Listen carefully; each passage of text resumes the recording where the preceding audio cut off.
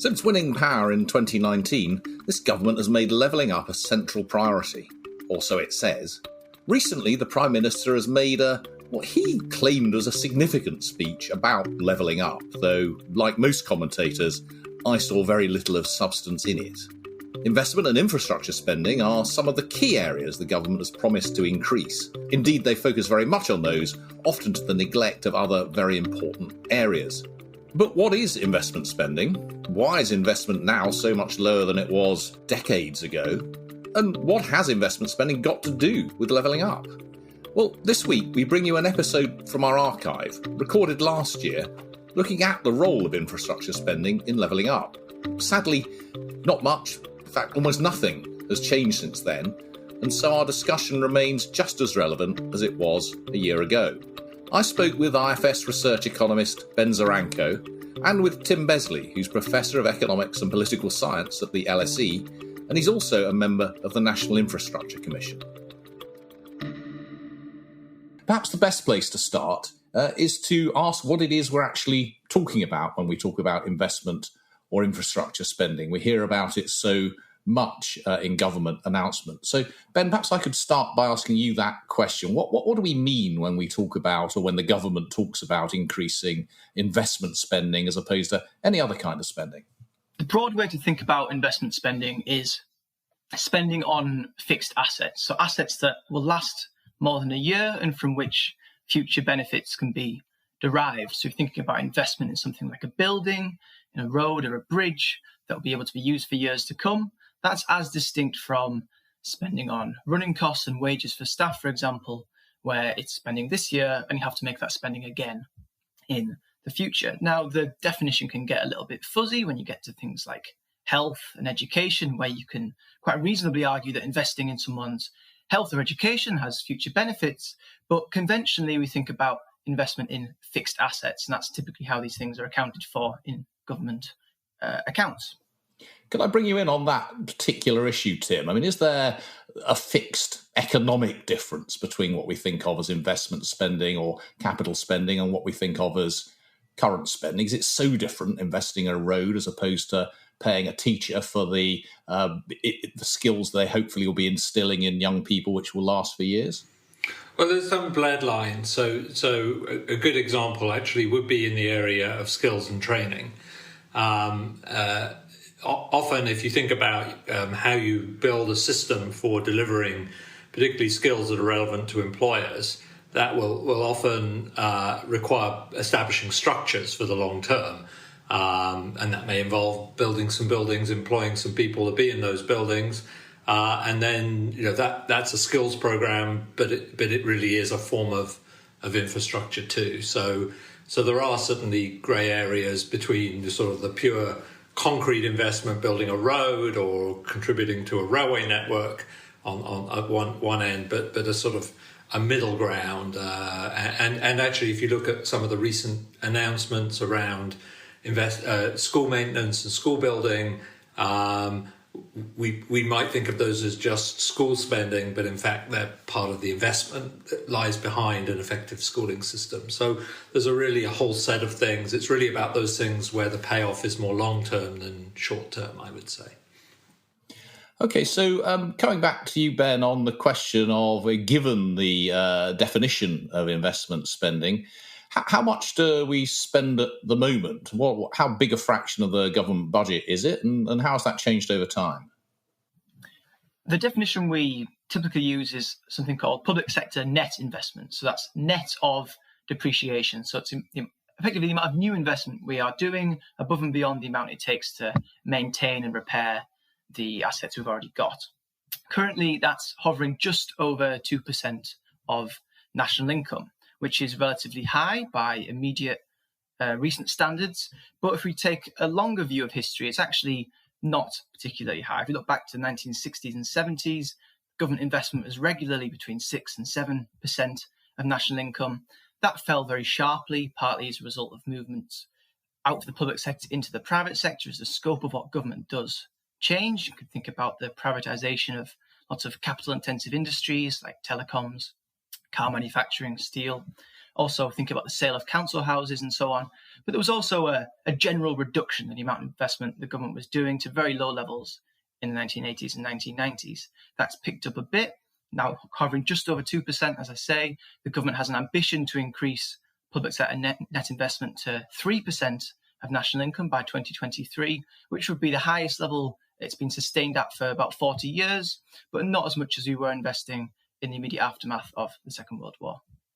That's that's a very striking thing that you're saying about the difference between what government does now and what it did in the past. So in the past, British Telecom investing would count as government investment, and today any telecommunications investment will count as private sector investment. So it's not just that we have this blurred line between what's investment and what isn't, but it's not obvious that it's not all that public sector investment is good and private sector investment we shouldn't think about. We need to think about all of this together in terms of considering the future productive capacity of the economy.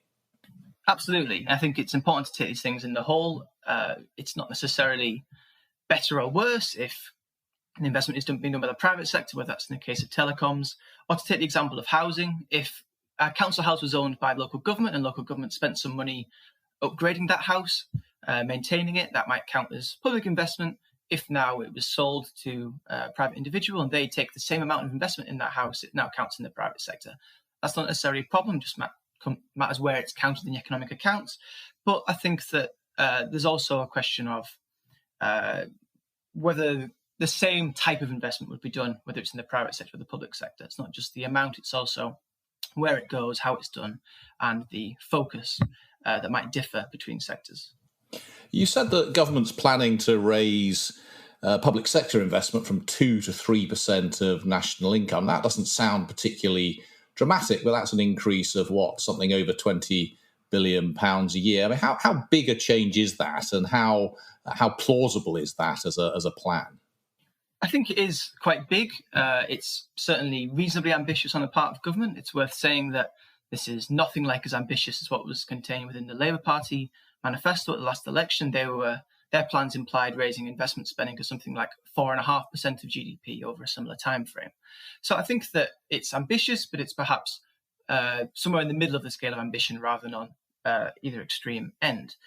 The challenge is that we know historically governments have struggled to meet their investment plans.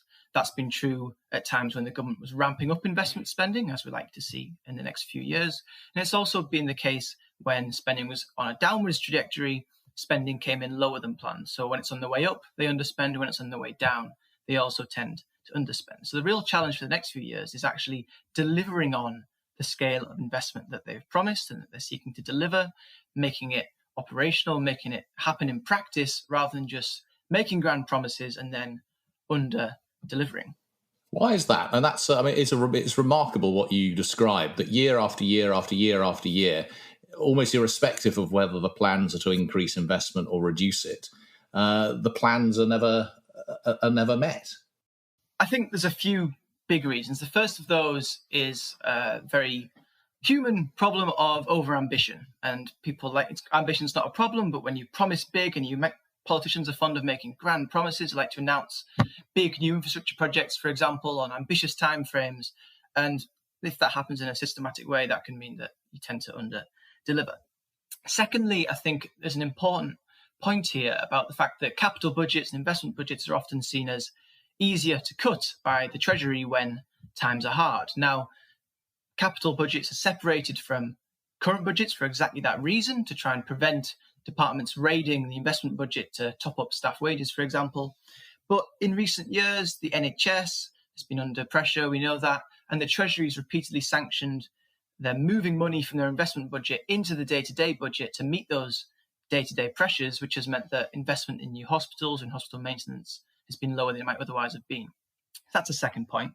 Third, I think there's a question of whether the civil service has adequate expertise and the correct amounts of staff or the right quality of staff to be planning, organising and delivering projects on this scale. And finally, it's one thing announcing it. Someone's got to build it, someone's got to do it. And we know that the construction sector has shortages of staff, and there might not be the adequate number of suitably skilled people to deliver on these projects, particularly in short timeframes. To take one example, there's been talk recently about a new green fund to improve home insulation, for example, and they want that to start very quickly. It's one thing saying that, but is it going to be feasible to find, recruit, and train the right number of skilled tradespeople to actually get into homes and start doing that work within the time frame of just a few months? So I think all those things together mean that we tend to have underspending rather than the opposite.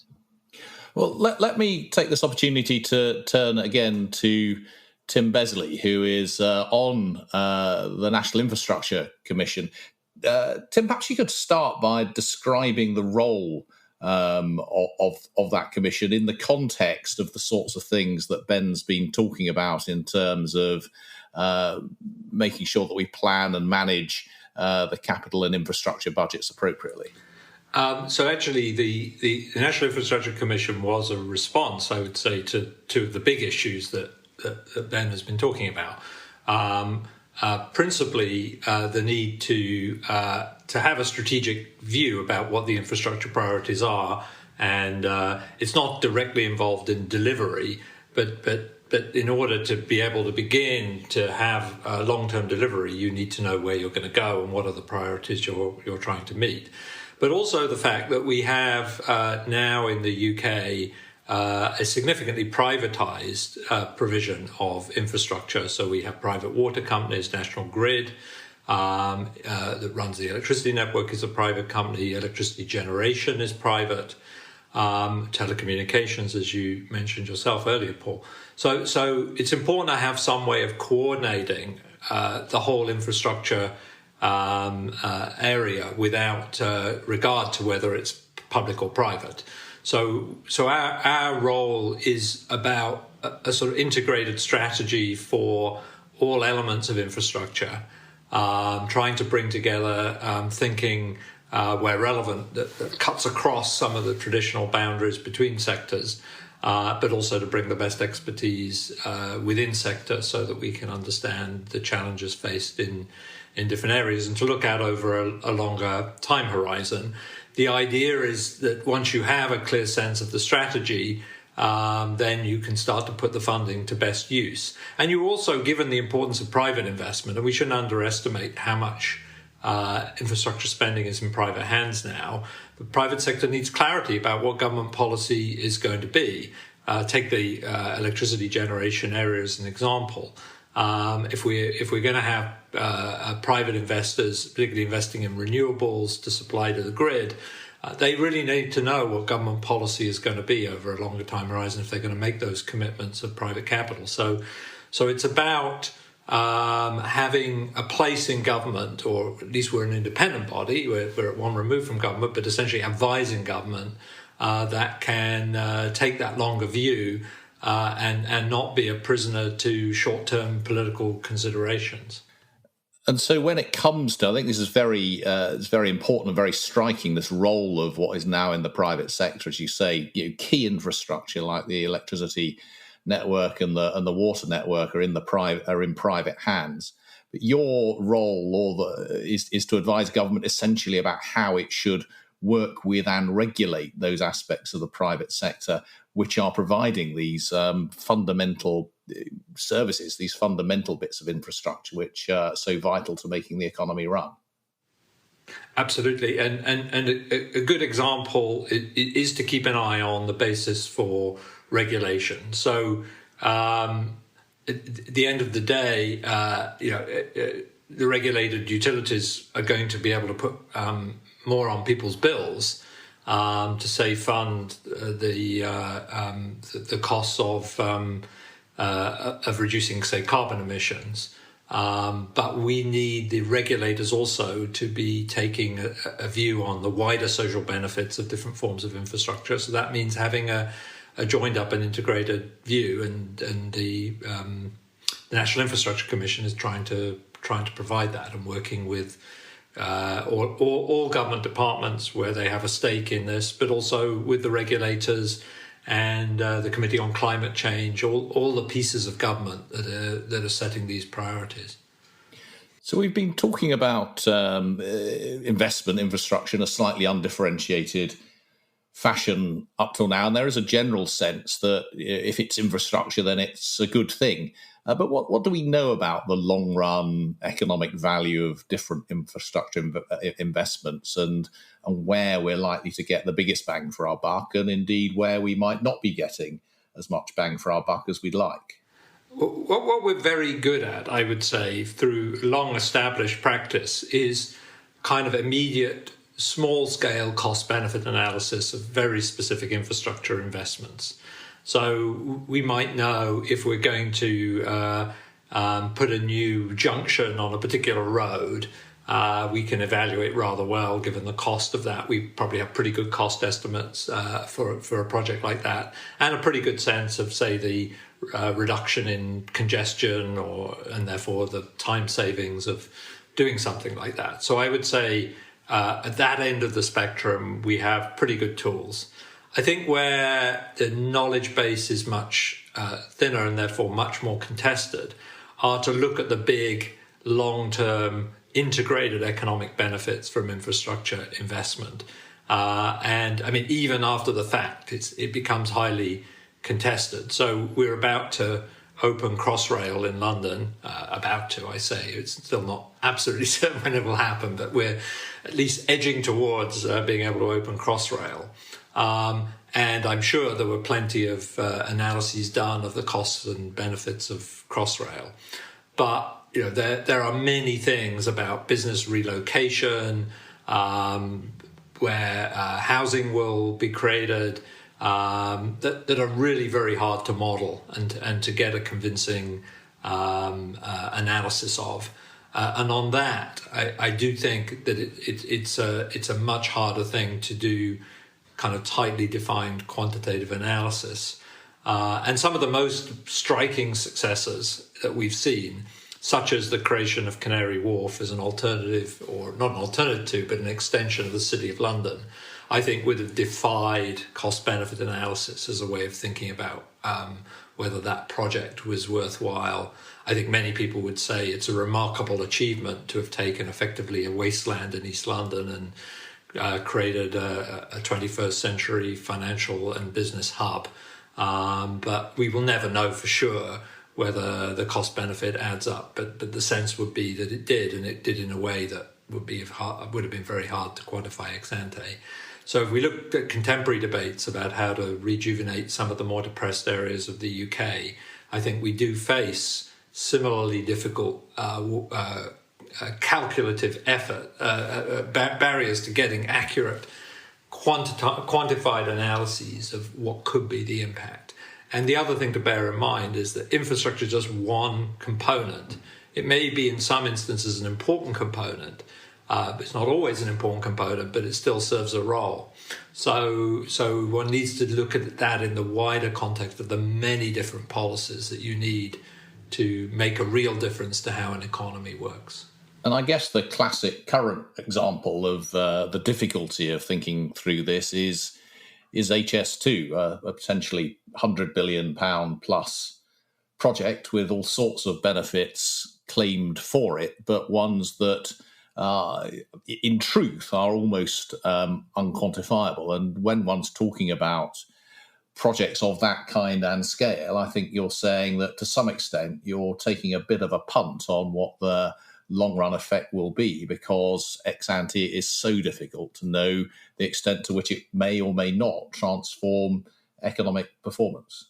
Yeah, and I always think the analogy to entrepreneurship, so this is about political entrepreneurship, but obviously with other people's money, namely it's the taxpayers' money that's being put at risk. But in a sense, when you undertake a project of that magnitude, and you really are acting much as an entrepreneur would act in having or planning an innovation or a new line of business. And in the end, it's going to be a lot more about gut instinct than it is about carefully calculated benefits.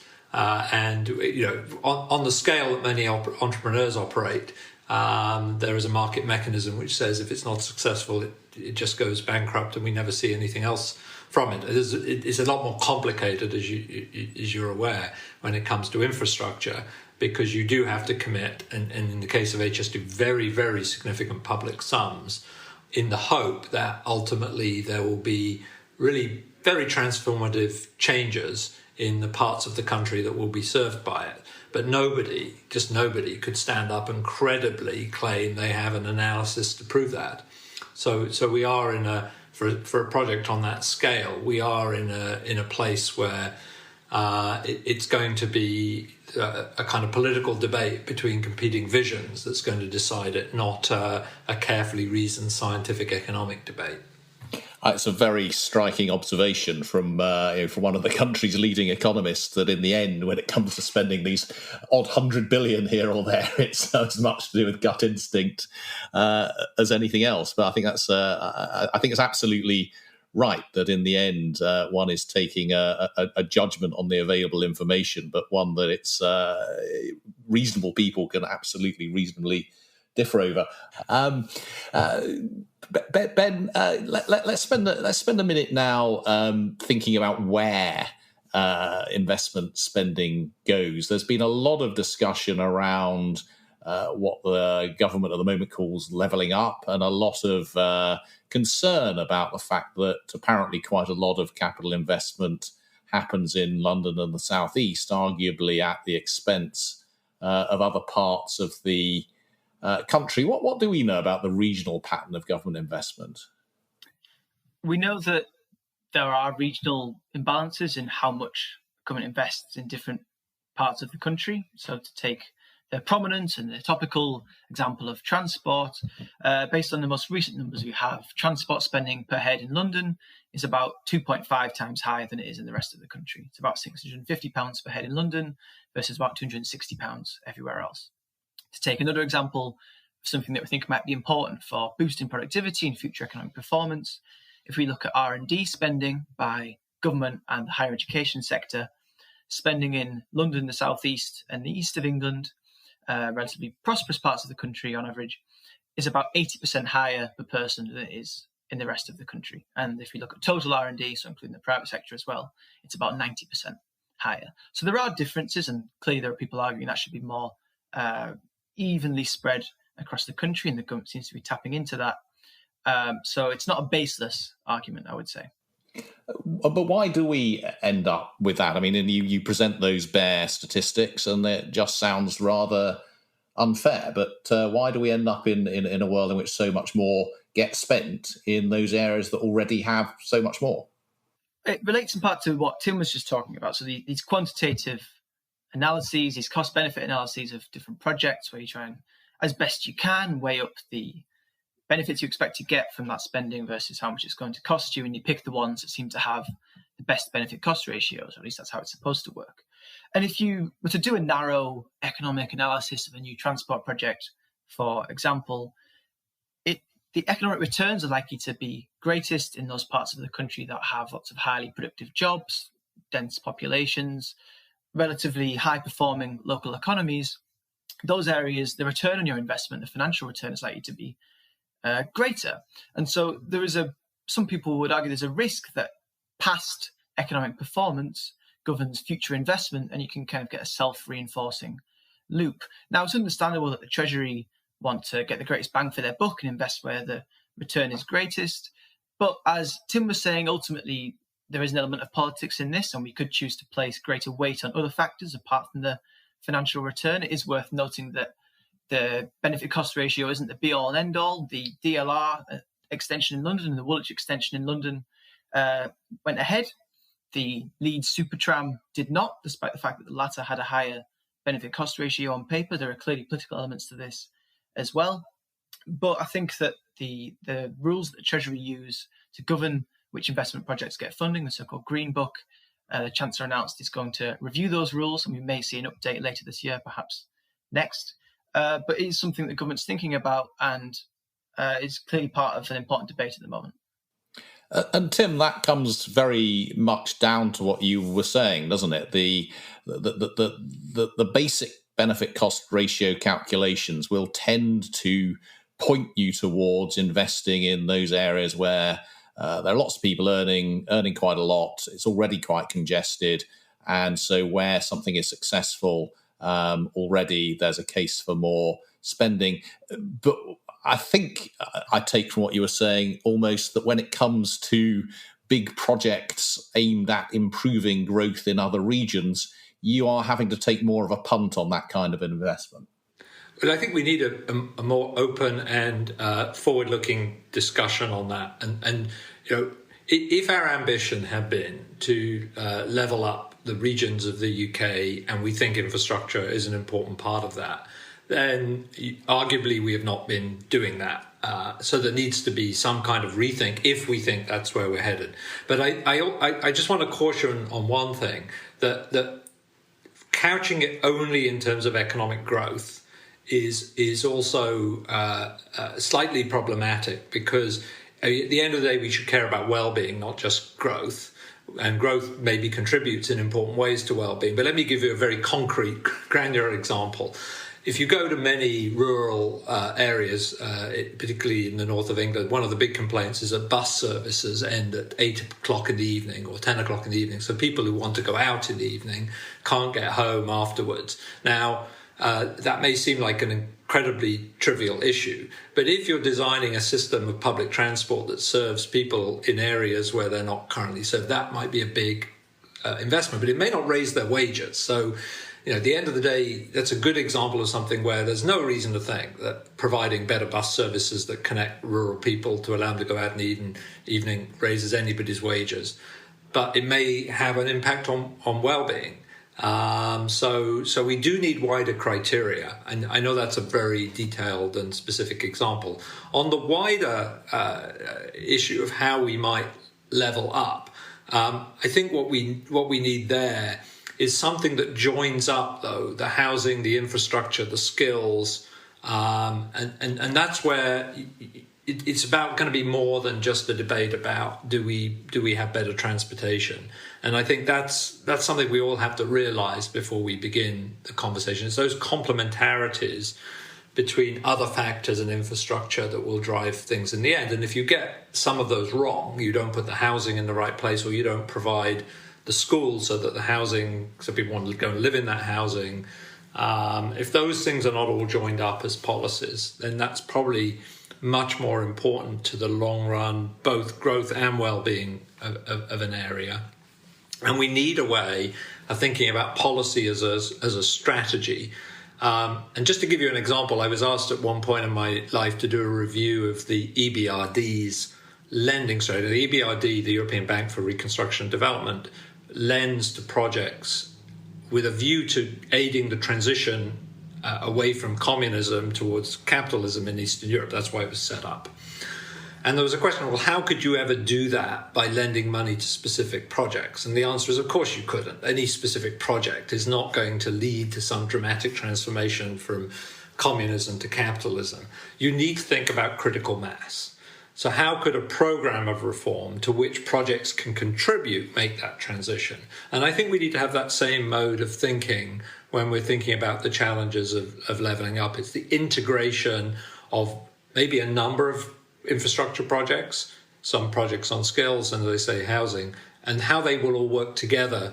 And in the end, that may look as if the infrastructure has incredibly high returns because we've transformed an area and it looks like we've done it. But that's really the wrong way to think about it. At the end of the day, it's the package that is the transformational thing, of which the infrastructure is just one input into a wider effort. And I don't think things like the Green Book or any new version of the Green Book is really going to get us to a point where we can have those kind of broad strategies that can have potentially, I mean, they won't necessarily, but have potentially transformative economic consequences. So that points towards integrated regional or place-based plans for development, and in the end, an informed political decision about which of those get the funding. Yeah, well, I would certainly come down in having a much bigger role for regionally sourced and supported strategies for, we've created some of these regional mayoralties. Whether we've given them quite the right political geography, we could debate. But for me, it's a move in the right kind of direction. because they are able to potentially have that integrated approach, and they can add, something I haven't mentioned is industrial strategy. They can add in their ambitions for industrial strategy and skills and all the rest, along with infrastructure. And I think we'd have a much better chance at building more effective regional economies if we were willing to stand behind accountable, but locally accountable politicians, but with the right political geography, so that it makes sense to develop the region that these politicians preside over, rather than getting mired in the very baroque structure of local government that we have. I don't think local government in our current setting is really the right level at which to be thinking in terms of infrastructure development. So yes, I think we need to decide, and I hope we will decide, that we need to put more faith in our regional political leaders and give them the opportunities they need to develop much more integrated strategies. Well, that's certainly a huge challenge for central and local government to get that right. But rather than delving further into that, I want to cover one more topic in this episode, which is the particular circumstances we're in at the moment, and the suggestions by very many commentators that an important part of the recovery package in the short run from the deep recession that we're currently in should be additional spending, capital spending, infrastructure spending, as a way, incidentally, as it were, of helping the economy in the long run. But really, because this is a very good time to be making that spending, because it's very cheap to borrow, because there's a lot of spare capacity in the economy, and if you spend that on building things, it helps boost the economy through the demand side as well. How plausible or how important an aspect of a recovery package do you see that as? I'll go to you, Tim, first, and ask essentially the same question to Ben. I mean, I think it's important, but not always in the way it's described, meaning that it's not about shovel ready. I mean, there are some things we can do quite quickly, for sure. And of course, we should do all those things. So some of the maintenance issues, for example, are things where relatively quickly we can get people out. Modulo Ben's very important point about the supply chain and how far we would stress our supply chain by trying to boost this very quickly. But I think there are areas, and some of the stuff that's been announced on school maintenance and building could be similarly things that could be done relatively quickly. But so I'm completely behind that. And there are other things that can be accelerated. For example, more auctions for offshore wind. We could accelerate that program. But more importantly, we need to use this as an opportunity for getting clarity on long-term goals and therefore stimulating private investment.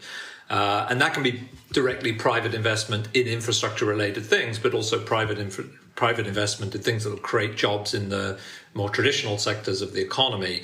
And that complementarity between private investment and public investment is where this is important. And often what the private sector needs is some kind of clarity about where government is heading and why, as a basis for creating that co-investment. And I think at this time, that's what we really need.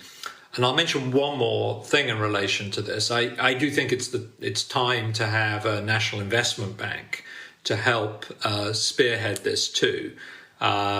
Because there's a lot of private capital out there that would want to find its way into infrastructure projects. But even though interest rates are very low, risk premia can be very high for private investors, partly because there's political risk around what investments the government is going to commit down the line.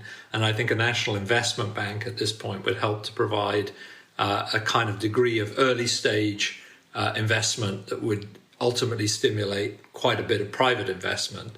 And that should be a priority. We're about to lose access to the European Investment Bank, which was has been supportive, an EU institution that's been supportive of investment. And I think you can create real additionality because of the co-investment between the private sector and the public sector. And while this may not start in 2 months, I think the confidence effect that you can generate behind very clearly credible plans shouldn't be underestimated at a time when one of the big risks we have for the UK is that confidence is draining away, and that will really damage the kind of job creation process that we've relied on in the last few years to keep as we know, very, very high and stable levels of employment. Tim, what is a national investment bank? What does it do? How is it financed? Why do you think we need one? But most of all, what is a national investment bank? So, for me, a national investment bank is an independent institution, accountable to government, either to Parliament or the Treasury, that is capitalised by Treasury. So the wonders of callable capital means that Treasury, if it were to commit relatively modest sums of the order of, say, 4 billion, could ultimately, 4 billion a year over 5 years, could ultimately support a lending portfolio of something in the region of 50, 80 billion. And it's because banks can utilize the leverage ratio and by being independent, but with a clearly defined mission to support regeneration and more public-oriented goals, as did the Green Investment Bank, for example, when it existed. It would therefore act like a bank to whoever wanted to apply for funding, and I would allow personally regional governments to directly access funding.